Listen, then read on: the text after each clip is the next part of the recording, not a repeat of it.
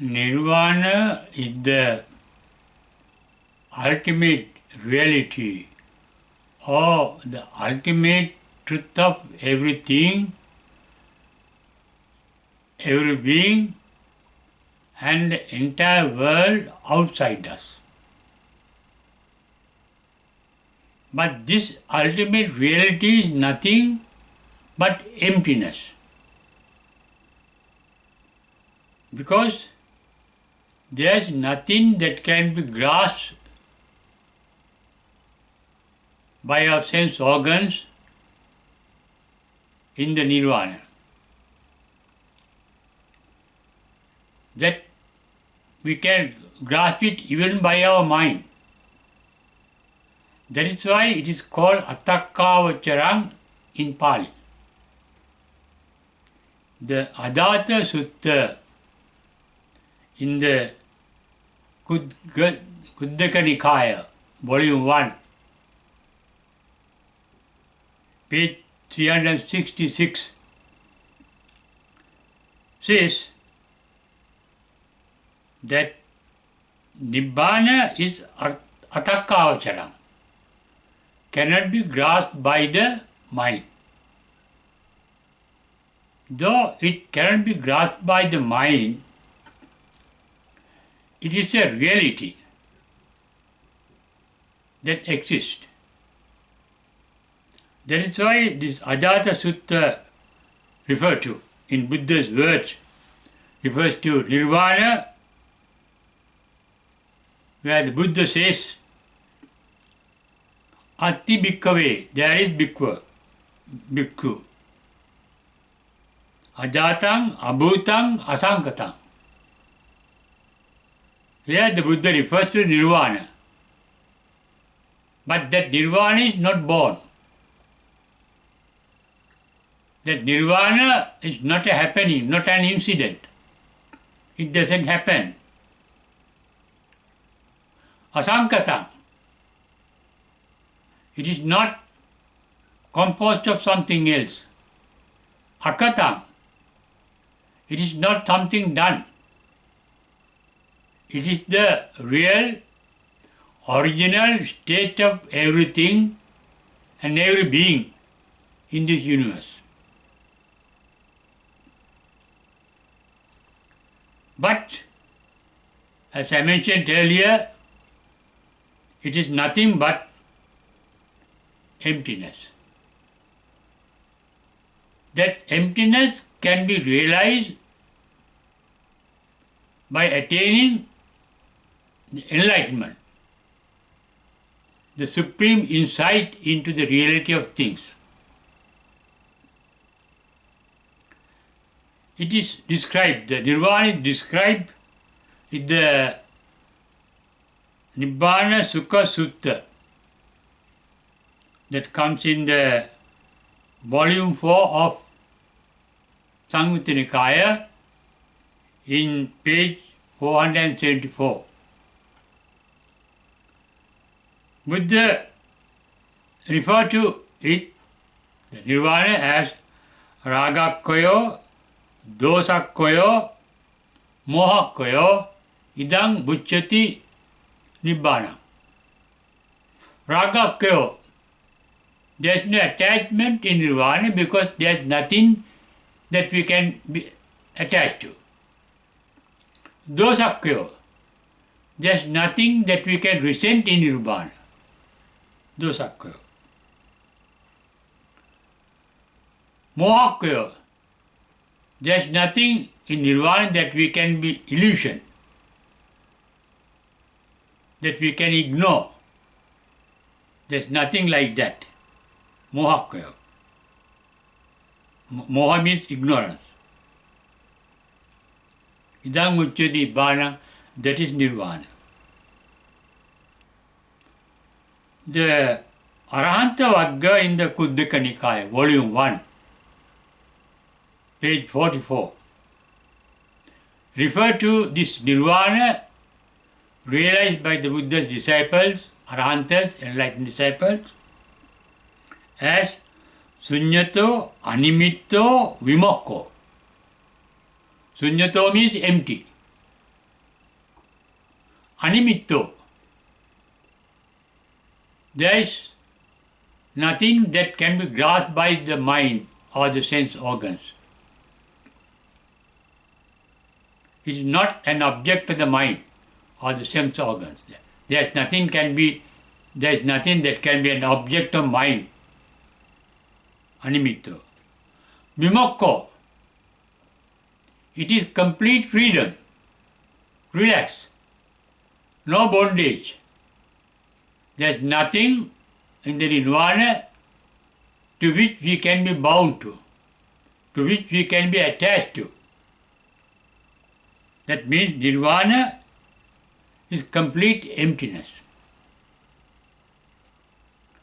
That emptiness is everywhere, both inside us and outside us, both in our mind and in our body. Our body is made of atoms. Atoms, according to the scientists, is 99.12% empty. But that emptiness we cannot see, we cannot realize. But that emptiness also is instant. Because nothing in our mental or physical world can last for more than an instant second. They are like sparks. Everything and every atom or every article is made of instant incidents that crops up to vanish. They are like a lightning flash, and immediately it becomes dark. Flash then and there, and disappears then and there, appear to disappear instantly. That means there is nothing that is sustainable in our physical world or in our mental world. Even in our mind, thoughts are flowing constantly. In the physical world, everything is in a flux, in a flow. That is why the Greek philosopher called Heraclitus, who lived in the 5th century BC, said, "No one can step into the same river twice." Because once we step into a river, that river that we step into disappears instantly. When you step into the river second time, the river that we step into first time has gone down, vanishes. So is everything physical, according to Heraclitus, and according to science, even modern scientists. Even the mind is same. Thoughts are made of instant spark. They are called tiktakshana. Appear, disappear instantly. There is nothing sustainable in our mind, in our body, or in the world outside. That is the ultimate reality that one can realize. That is why Nirvana is described, as I mentioned earlier, ragakyo, dosakyo, mohakyo. Complete extinction or eradication of attachment, resentment, and ignorance. Disappearance of ignorance means appearance of the reality, the ultimate reality of emptiness. To be attached, for raga, for attachment, must be something to be attached to. There is nothing that we can get attached to in nirvana. Dosa means resentment, there is nothing that we can resent in nirvana. Therefore, even in this description, Nibbana is defined in the Nibbana Sukha Sutta as Ragakaya, Dosakaya, Mohakaya. And that emptiness is the ultimate bliss. That is why it's called Nibbana Sukha. In fact, even in the first discourse of the Buddha, Nirvana is referred to as Nirodha, Dukkha Nirodha. Nirodha means eradication, extinction of dukkha. Dukkha is always translated into English as suffering, but it is not suffering alone, dukkha means. It is a transformation. Transformation of what? Because everything in this universe is made of universal energy. Every incident is made of universal energy. That energy gets transformed constantly. Dukkha means energy, the universal dynamism, the creativity. That is creative God, the creator, universal dynamism, nothing but the universal energy. That energy is not static, constantly changing. That is, energy is getting transformed constantly. Dukkha means, in the ultimate sense, the transformation of energy. Therefore, anattata, another aspect of our universe and everything in it, is called anattata. Anatta means the extinction of a permanent identity. No permanent identity that can be retainable in everything and every being. As I mentioned earlier, everything is an instant flash of energy. That flash is instant. It flash, it opens up like a lightning to get dark again, appears to disappear instantly. There's nothing that can be retainable, nothing that can be attached to, nothing that can be resent to. Because once we realize nirvana, we are aware of the ultimate reality of emptiness. First, we have to empty our mind. That happens at the enlightenment. Our mind is full of mental images. Thinking is creating mental images.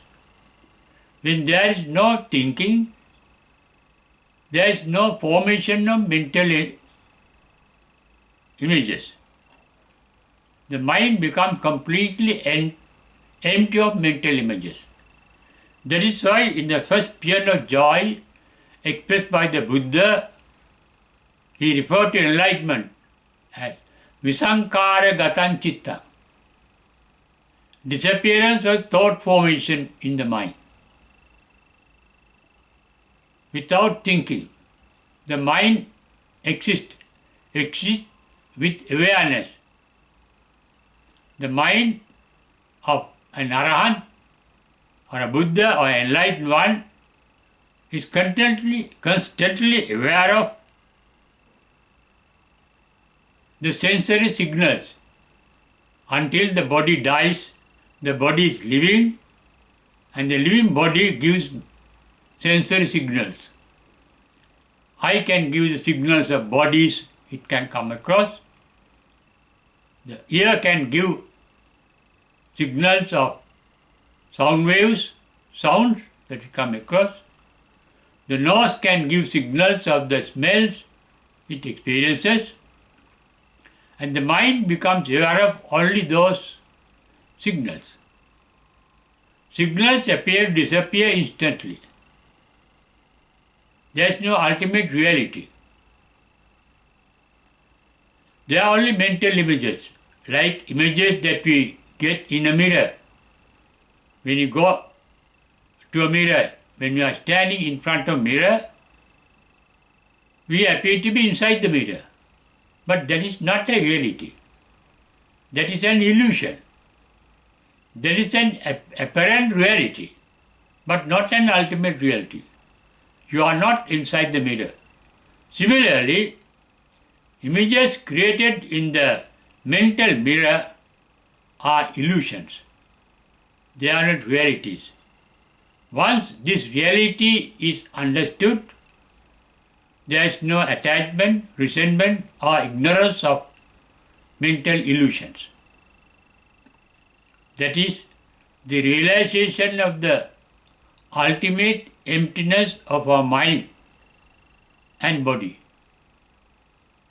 And that emptiness is nothing but the nirvana. That is why, as I mentioned earlier, the Sunyata Katha of Patisambhada Magga, Volume 2, page 144, state Nibbanam Agga Sunyam. Nirvana is the ultimate emptiness. That is why it is called Atakkavacharam in the Ajata Sutta describing Nirvana, as I mentioned earlier. To realize that emptiness, to begin with, you have to empty the mind. The mind becomes empty of mental images. But as long as you live,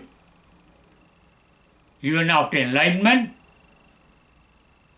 the bodily sense organs, physical sense organs, give signals to the mind as usual.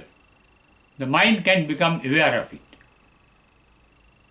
But when you get absorbed in the Nirodha Samapatti, Nirvana Samapatti, the trance of Nirvana, called Sanya Vedaita Nirodha Samapatti, you become dead even to the sensory signals, though the body is living, while the mind is dormant.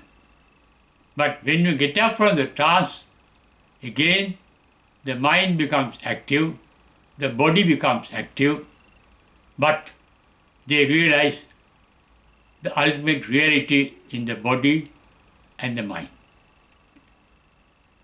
And that too disappears completely, for good, at the final passing away called Parinirvana or Parinibbana in Pali.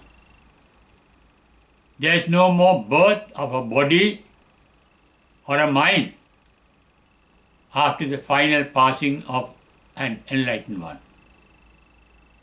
That means the ultimate reality of emptiness that you disappear into.